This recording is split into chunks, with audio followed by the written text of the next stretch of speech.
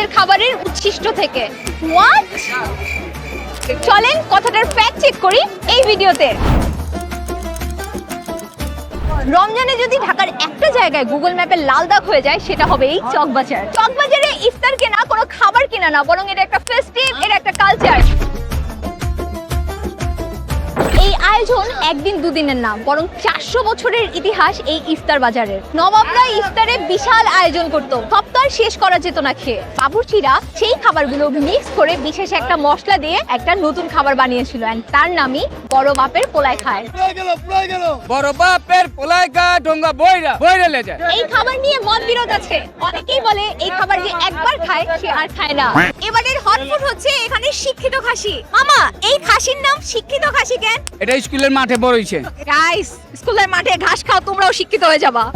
নানের সব ভ্যারাইটি দেখে আমি পাগল হয়ে গেছি। দুধ নান, গার্লিক নান, বাদাম নান। এত মানুষের মধ্যে সবাই কিন্তু খাবার কিনতে আসে না, অনেকেই খালি আমার মতো দেখতেও আসে। চকবাজারের ইফতার শুধু ছোলা আর মুড়ি না, এটা আমাদের শহরের কালেকটিভ মেমোরি। আমরা প্রায় ইফতারে অনেক কিছু কিনে অর্ধেক খাই, অর্ধেক ফেলে দেই। যেখানে এই শহরে অনেক মানুষ আছে যাদের কাছে ইফতার স্বপ্নের মতো। এই রমজানে যেমন আমরা ঐতিহ্য, কালচার এই সব কিছু ভাগ করে নিই, ঠিক একইভাবে আমাদের ইফতার, আমাদের খাবারটাও ভাগ করে নেওয়া উচিত তাদের সাথে।